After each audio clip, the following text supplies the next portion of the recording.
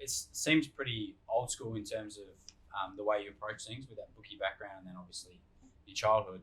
How do you determine? Are you pricing a whole market to 100%, to 90%, to 80%, and then how do you work out if a favourite should be $1.50, $1.60, $1.70? How do you come up with that?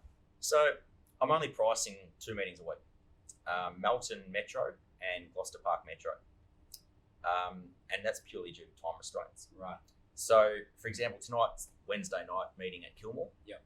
I've done the form, and the form took me about an hour and a half to get through the card, so about 10 minutes a race. Yeah. So when I'm doing the form for the race, in my mind, I'm coming up with a speed map of who's going to be the leader, who's going to be leaders back, etc. Yeah.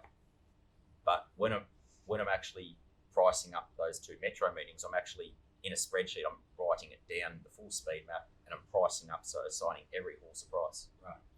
But for example, the midweek stuff, I'm more or less coming up with the speed map in my head. Yeah. And then coming up with which horse I think will win the race. Right. And in my head, what price I would be happy to back it at. Right. So you just feel it. You know that It's a gut feel situation. Yeah, they've gone up 250. I know that should be $1.92. $2. I'm going to back that. Yeah, and that's still just like Yeah, and there's some pro punters out there, guys like Ben Craig. He won't bet into a market that he hasn't priced up the full race. Right. And every pro punter does things differently.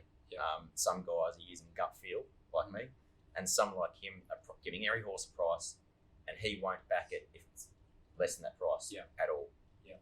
Whereas for me, I'm pricing it in my head, and it's an approximation. Because my mindset is, when you're pricing horses, it's never an exact science. When you're assigning a price to a horse, unless you've got a model or something that's actually assigning a mathematical figure, if you're doing it yourself,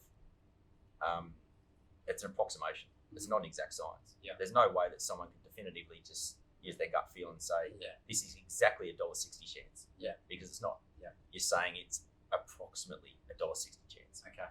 So therefore, my mentality is, if I can get through, due to time restraints, if I can get through more meetings of form and bet into more races, as long as I know I'm making a profit on that state, for example, then I'll happily bet into it. Okay. So if I can do that across more states, then I'll continue to do so, as long as I'm making a profit in those states. And are you pretty disciplined in keeping records and knowing exactly how you're going? Is it every day you're writing down the exact numbers? Yeah, so that's an important thing with anyone wanting to become a pro punter. You need to track everything. Yeah.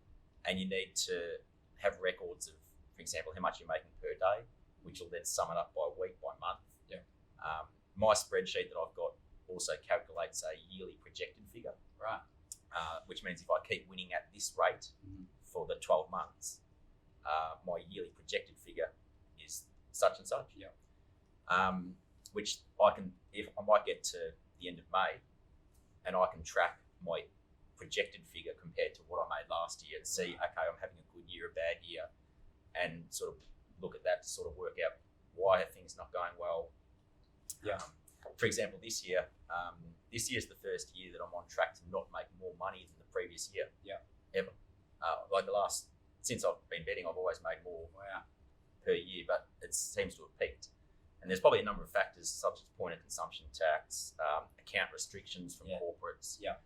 And it looks like last year it peaked, and this year I'm sort of pulling back to about the figure what I made 2 years ago. Okay. Right.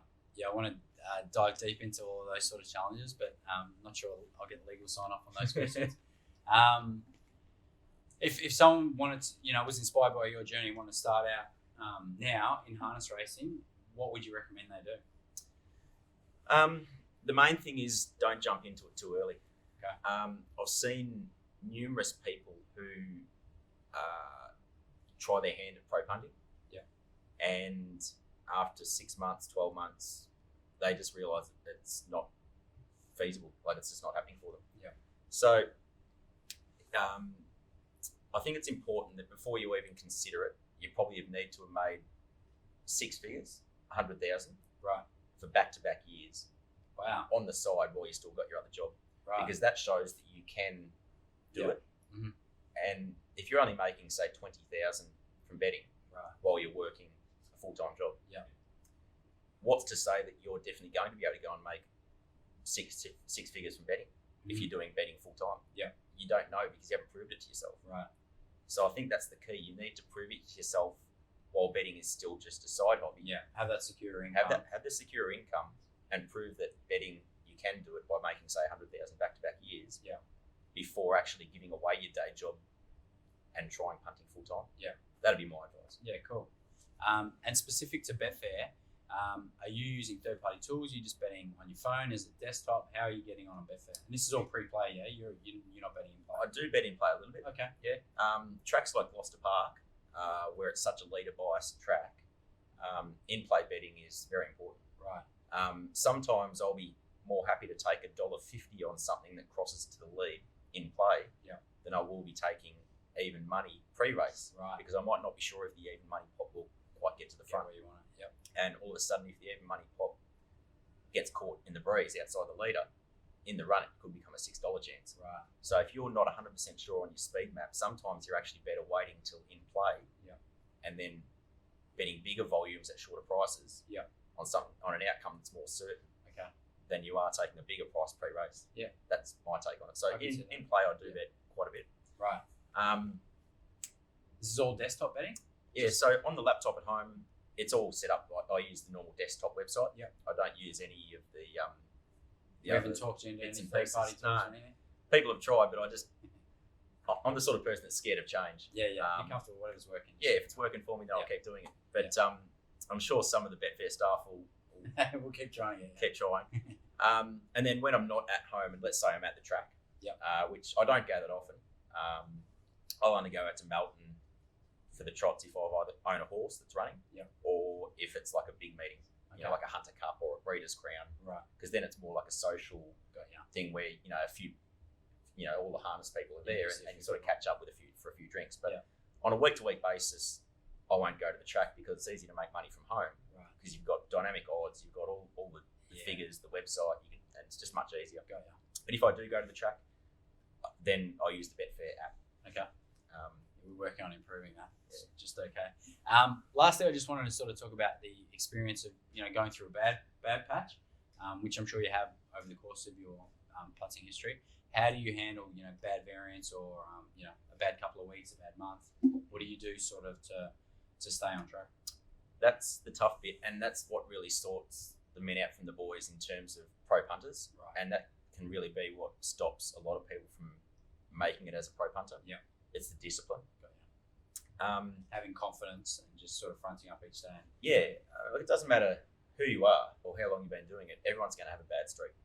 My last week or so has been my worst week for the year. Right, and we're nearly to the end of the year, so. Yeah. Over a 7-day period, I don't think I've had a worse 7-day period than my last 7 days. Okay.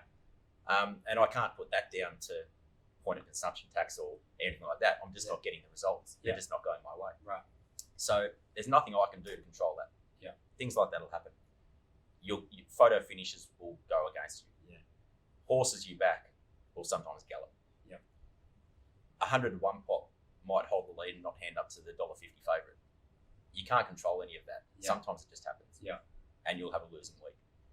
What you need to do is stick to your processes, because as long as you've proven to yourself over a period of time that you're going to be a winning punter, if you stick to the process, then the tide will turn. Yeah. And what I've found is once the tide turns, it can turn very quick and very strongly. Right. And then your bad streak will soon be forgotten. You get rewarded for hanging in there. Yeah. But the key and a lot of people have asked me this, and the key that I've sort of said is, at the start of the day, whether you write it down or mentally have it in your mind, you've got to come up with a plan for the day. Yeah. Of you want to back this horse in race 1, race 2, you don't like the race, so you're not going to bet. Race 3, you want to back this horse, but as long as it only gets to a certain price, and you've got this sort of in your mind at the start of the day, and you've got to stick to the plan. Yeah. If your first 3 bets of the day lose, then you don't have a bet in race 4 just for the sake of it. Just because you're losing. Yeah. When race 4 was one of the races that you, in your plan, you weren't going to bet it. And that's where the discipline comes in. Yeah, massive. So if you're having a losing day, you don't have a bet in the next race just because you might be able to get out on the chase. Yeah, you don't get on the chase. There's no such thing as the last race. Yeah. They're always on tomorrow. Unless it's December the 24th and they're not on the next day. You got a day after. Then they're on the day after that. Yeah. So that's the best bits of advice I'd give. Mate, very good. I can see that you're sort of disciplined, and obviously over that, you've been doing it so long, you kind of have to be, and you've learned those lessons probably earlier to ride that stuff out. All right, mate. Thanks so much. This was incredible. Thanks for coming in and sharing so much insight. Thanks, guys. Hopefully, we get plenty more people betting harness racing and more people in the ecosystem. Thanks a lot, man. Thank you. Cheers.